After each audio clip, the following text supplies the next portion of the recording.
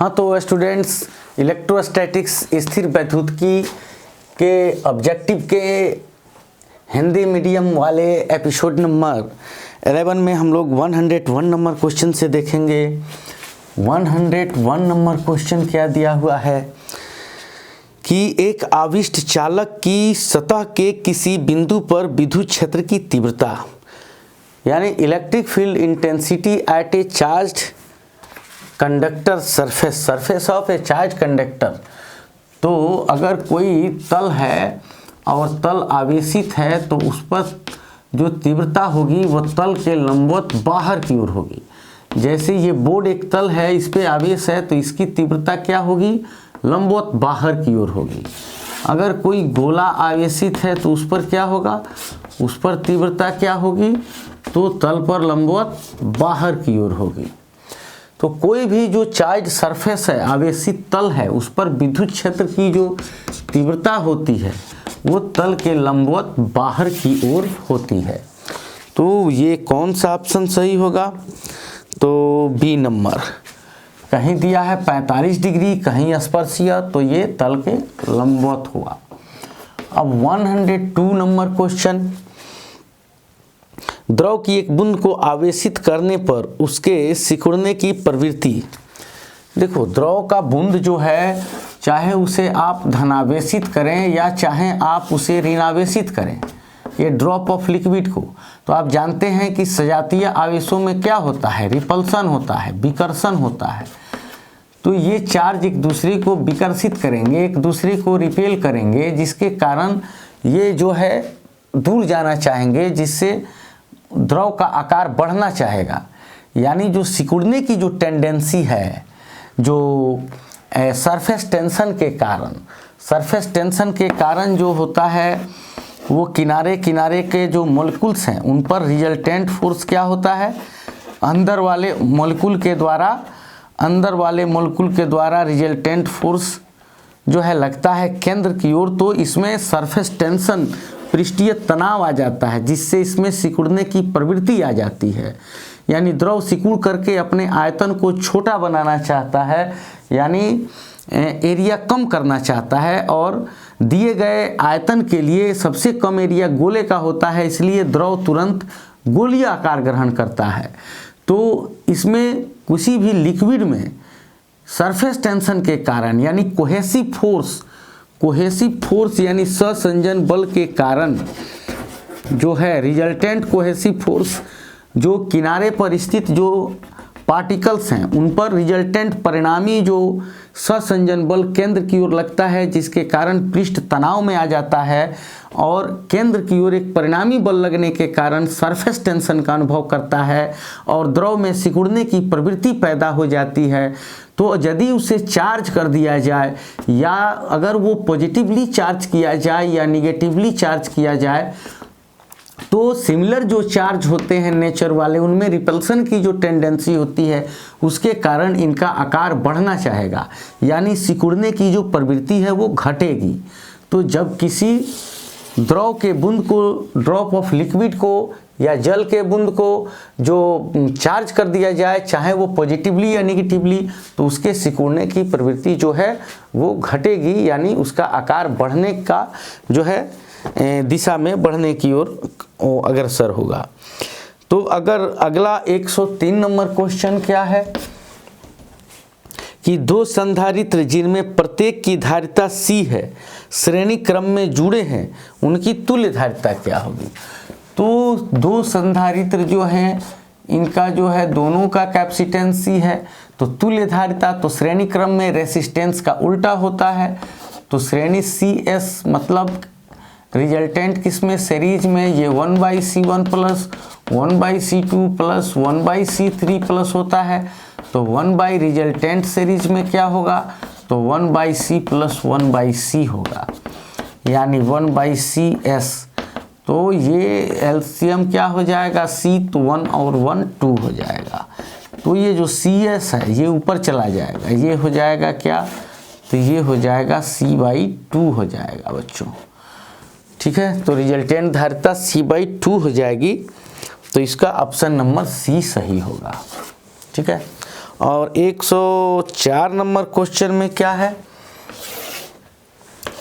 तो 104 number question में जो है वो क्या है, तो यदि कई संधारित्र उपलब्ध हों तो उनके समूहन से उच्च धारिता प्राप्त करने के लिए उन्हें जोड़ना चाहिए।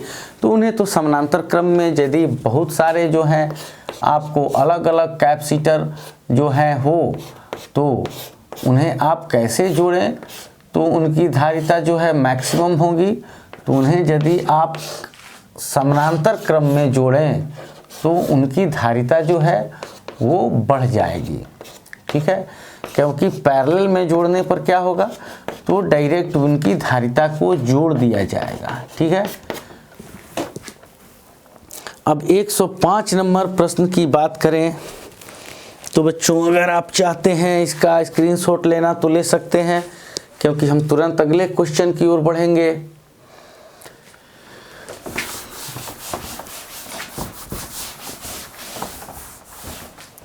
अब अगला प्रश्न है 105 नंबर, उसमें क्या कह रहा है, उसमें कह रहा है कि एक समानांतर प्लेट संधारित्र की प्लेटों के बीच अभ्रक की एक पतली प्लेट रख देने पर उसकी धारिता क्या होती है। अरे भाई अभी हम लोग इसी ऑब्जेक्टिव में ही पढ़ रहे थे कि अगर कोई एयर जो है एयर कैपेसिटर है और तो अगर उसके प्लेटों का एरिया A है, बीच का डिस्टेंस D है, तो उसका एयर में क्या होगा कैपेसिटेंस, तो A epsilon not by D होगा। लेकिन मीडियम में क्या हो जाएगा, तो ये A epsilon not epsilon R by D हो जाएगा। यानी ये क्या हो जाएगा, CM इक्वल टू ये हो जाएगा A epsilon naught D epsilon R। तो ये CM यानी capacitance in media equal to capacitance in air into epsilon R।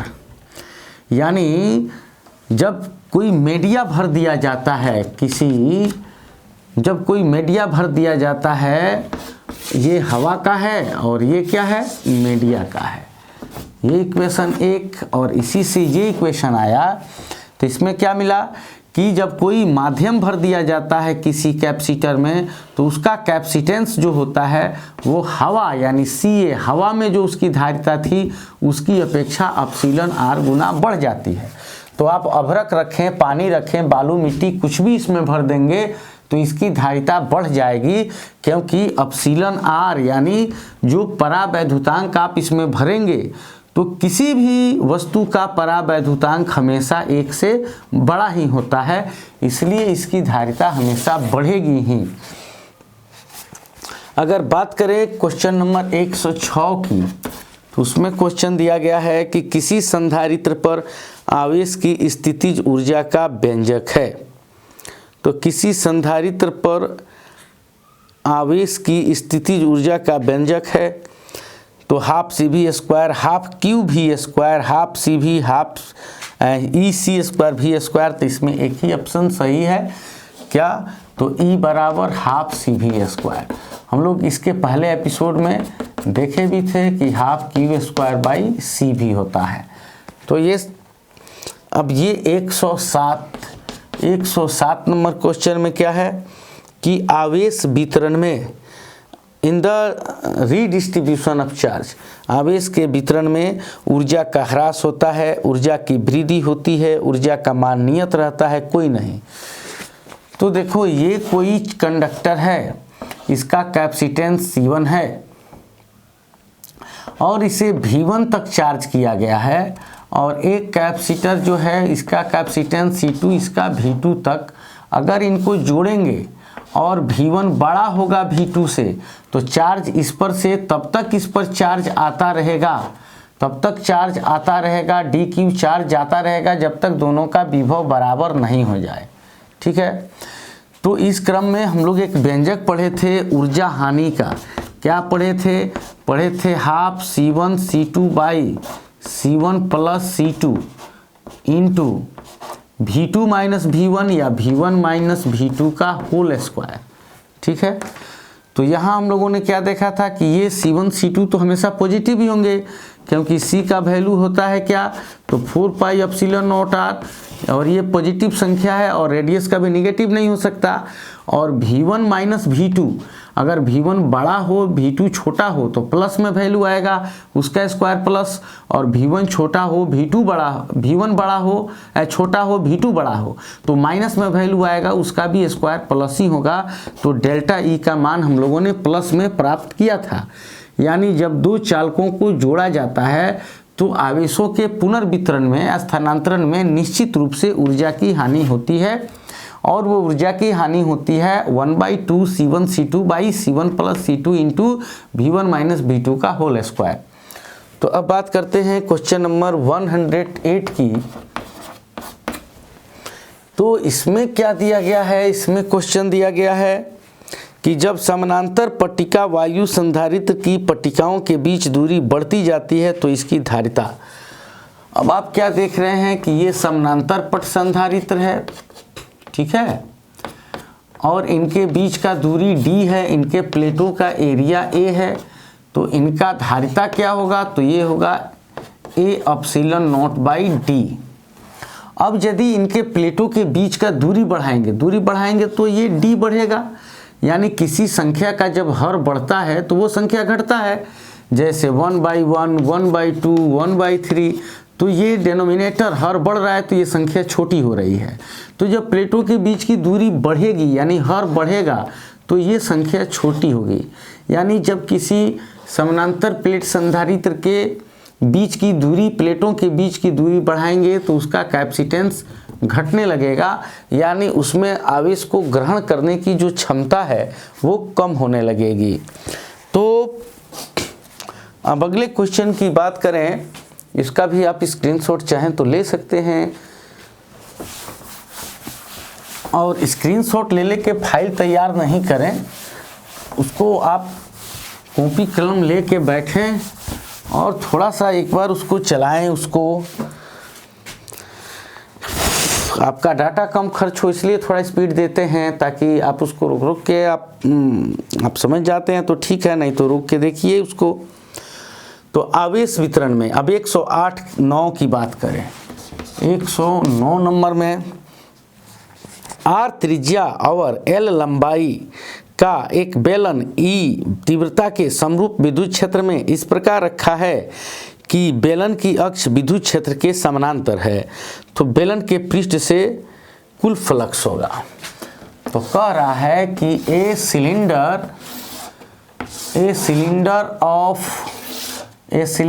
Of radius R and length L is situated in the electric field, so that electric field is situated in the direction of its axis, then electric flux passing through it।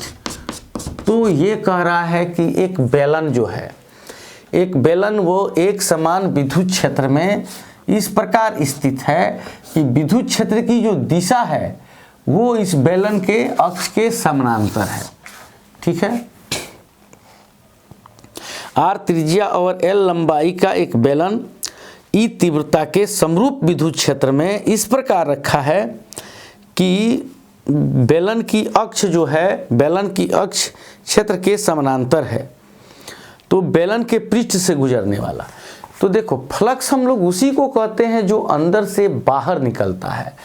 यानी अब यहाँ पे आपको एक example दे देते हैं कि एक सिस्टम है और यहाँ भी एक सिस्टम है। ये सिस्टम हो गया Q, ये मान लिए इस पे, ये सिस्टम हो गया S, इस पे मान लेते हैं S1, और यहाँ हो गया Q1, यहाँ इसमें हो गया Q2, और ये सिस्टम हो गया S2।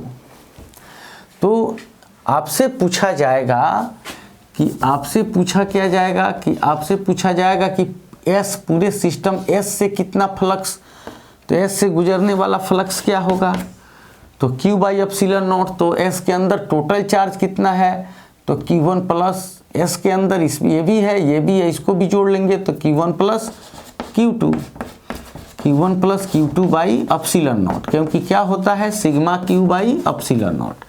सिग्मा मतलब उस बंद तल के अंदर जितने भी आवेश हैं उनको जोड़ लेना है।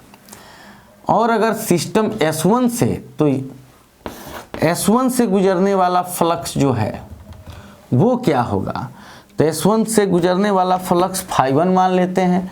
तो इस S1 के अंदर कितना चार्ज है, तो Q2 चार्ज है, तो Q2 बाई एप्सिलॉन नॉट हो जाएगा। अगर S2 की बात करें तो S2 से गुजरने वाला फ्लक्स कितना होगा, तो φ2 मान लेते हैं। तो S2 के अंदर तो कोई चार्ज नहीं है, तो 0 बाई एप्सिलॉन नॉट यानी 0 हो जाएगा। तो फ्लक्स कहने का मतलब है कि फ्लक्स जो है अंदर से बाहर की ओर जाने वाले विद्युत बल रेखाओं की संख्या को कहते हैं फ्लक्स, जो अंदर से बाहर की ओर जाए। अगर ये कोई एरिया है और यहाँ कोई चार्ज है और ऐसे फ्लक्स जा रहा है, तो यहाँ से 3 रेखाएं प्रवेश कर रही हैं, तो यहाँ फ्लक्स क्या हुआ -3।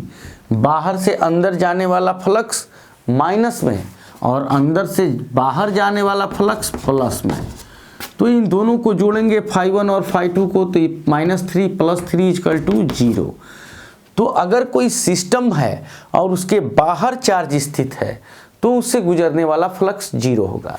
तो यहाँ क्या कहा जा रहा है कि ये जो सिलेंडर है ये ऑलरेडी इलेक्ट्रिक फील्ड में है, यूनिफॉर्म विद्युत क्षेत्र में रखा गया है। ऑलरेडी यहाँ ये विद्युत क्षेत्र है और उसमें ये इसमें रखा गया है। तो इलेक्ट्रिक फोर्स लाइन्स यानी विद्युत फ्लक्स इसके अंदर से बाहर नहीं जा रहा है, बल्कि जितना बाहर से अंदर प्रवेश कर रहा है उतना ही अंदर से बाहर निकल रहा है।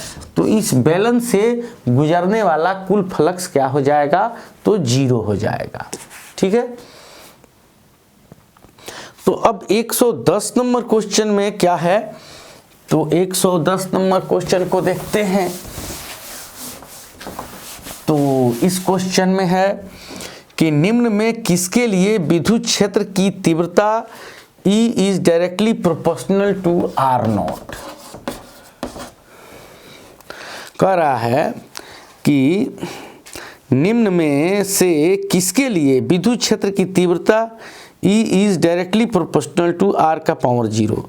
तो एक बिंदु आवेश के लिए, तो एक बिंदु आवेश के कारण यहाँ कोई पॉइंट P पर विद्युत क्षेत्र की तीव्रता क्या होती है, तो 1/4πε0 Q/r², यानी Q/4πε0, Q/4πε0/r²। ऊपर जाएगा तो r⁻², तो ये हो गया कांस्टेंट।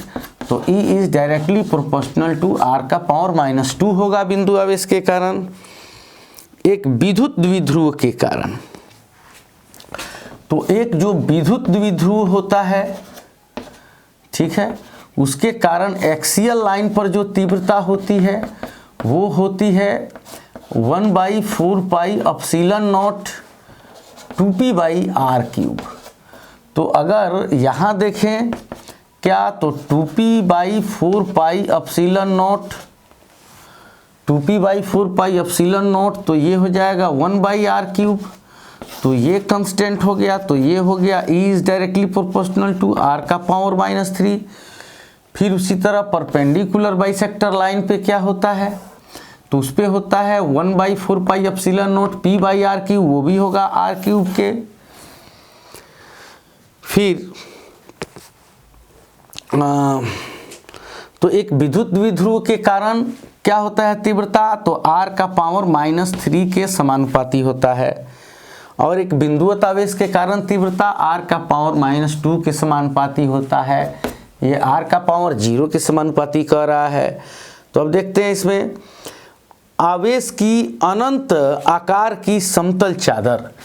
तो आवेश की अनंत आकार की समतल चादर के कारण किसी बिंदु पर विद्युत क्षेत्र की तीव्रता होता है σ/2ε0। ठीक है, तो इसमें R नहीं है, तो इसको 1 मान सकते हैं और तब इसको ये कांस्टेंट मान सकते हैं E = K, और 1 के बदले r⁻0 लिख सकते हैं। लिख सकते हैं ना, क्योंकि r का पावर 0 1, तो k हटाएंगे तो ये हो जाएगा e का पावर, e सीधा समानुपाती है r का पावर 0। ठीक है, तो ये हो जाएगा। और ये कह रहा है कि अनंत लंबाई का रेखीय आवेश, तो अनंत लंबाई का जो रेखीय आवेश होता है उसके कारण किसी बिंदु पर तीव्रता जो होती है वो होती है 1/2 pi epsilon naught lambda by are.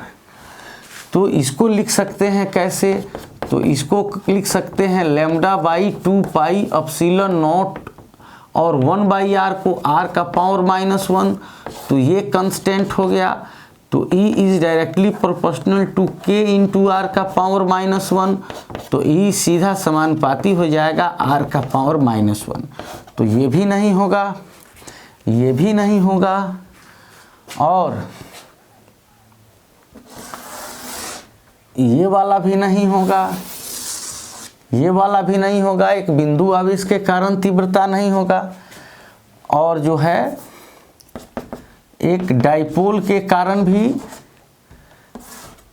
यहाँ पे या यहाँ पे नहीं होगा, एक डाइपोल के कारण भी तीव्रता नहीं होगा और एक अनंत लंबाई के रेखीय आवेश के कारण भी नहीं होगा, क्योंकि ये r का पावर -1 होगा, ये r का पावर -3 होगा, ये r का पावर -2 होगा।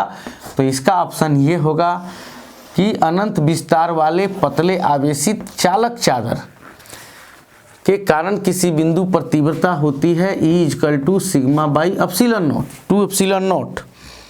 ठीक है, अच्छा, समतल चादर अगर दिया है, आवेश की अनंत आकार की समतल चादर, तो अनंत आकार की पतली चादर के लिए भी ये r का पावर, और अगर समतल चादर की यहाँ बात कर रहा है तो हम लोग समतल चादर भी ऐसे उसको ऐसे भी कर सकते हैं, तो इसको समतल चालक कहा जाता है। तो समतल चालक के कारण तीव्रता होता है E = sigma by epsilon not, तो इसमें भी r नहीं है तो इसको 1 ले सकते हैं और 1 के जगह पर क्या लिख सकते हैं, r0 लिख सकते हैं और सिग्मा बाई एप्सिलॉन नॉट को k मान सकते हैं। तो E सीधा समानुपाती हो जाएगा r0 का। तो कौन सा आंसर होगा, तो इसमें सी आंसर होगा, ये अनंत लंबाई का रेखीय आवेश, अनंत लंबाई का रेखीय आवेश तो r का पावर -1 होगा। तो इसमें होगा आवेश 1 नंबर, एक बिंदु आवेश तो नहीं होगा r का पावर -2, एक विद्युत द्विध्रुव तो नहीं होगा r का पावर -3 होगा। 3 सी आवेश की अनंत आकार की समतल चादर, तो आवेश की अनंत आकार की समतल चादर, ये ऑप्शन हो जाएगा सी।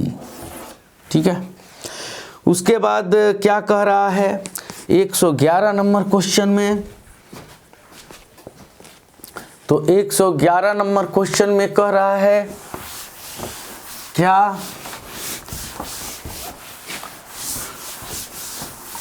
तो 111 नंबर क्वेश्चन में है कि L लंबाई की भुजा वाले एक घन के केंद्र पर Q आवेश स्थित है, तो घन के किसी एक पृष्ठ से निकलने वाला विद्युत फ्लक्स, तो ये घन हो, घनाभ हो, गोला हो, कुछ भी हो और आवेश इसके केंद्र पर हो या इसके एक कोने पर हो, कहीं भी हो, तो इससे ये फ्लक्स जो गुजरेगा, तो ये फ्लक्स इसके आकार, आकृति, आयतन पर निर्भर नहीं करता, बस इस बात पर निर्भर करता है कि वो उस सिस्टम के अंदर होना चाहिए।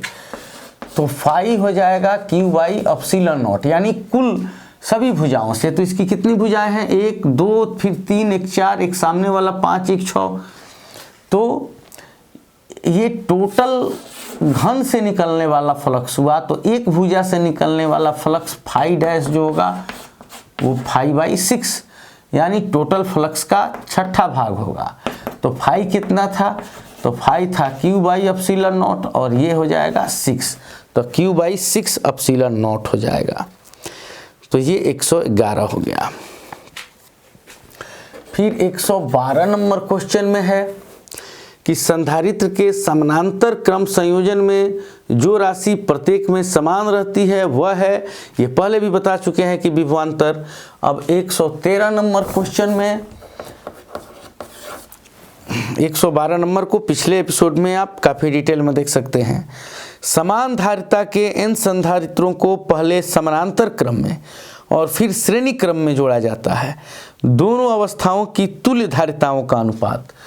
तो n धारिता है उनको श्रेणी क्रम में जोड़े, पहले पैरेलल में कह रहा है क्या कि समान धारिता के n संधारित्र को पहले समानांतर क्रम, तो पैरेलल में क्या होता है C1 plus C2 plus Cn, तो क्या हो जाएगा ये Cp बराबर C प्लस Cc, कहाँ तो n पदों तक अप टू n टर्म्स, तो क्या हो जाएगा Cp बराबर पैरेलल में Cc n पदों तक, तो Nc हो जाएगा। ये हुआ इक्वेशन फर्स्ट। और अगर सीरीज की बात करें तो 1/Cs equal to 1/C1 1/C2 up to 1/Cn, तो ये सब तो बराबर कह रहा है, तो ये क्या है n टर्म्स तक, तो क्या हो जाएगा 1/C इंटू n, यानी n/C, तो ये हो जाएगा 1/Cs इक्वल टू n/C, तो इसको उल्टेंगे तो Cs सीरीज में रिजल्टेंट हो जाएगा C/n। तो ये इक्वेशन हो गया सेकेंड।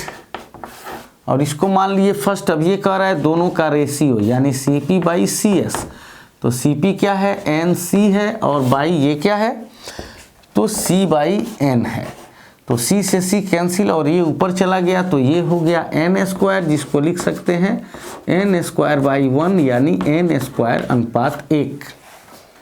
ठीक है बच्चों, तो ये हम लोगों का पहला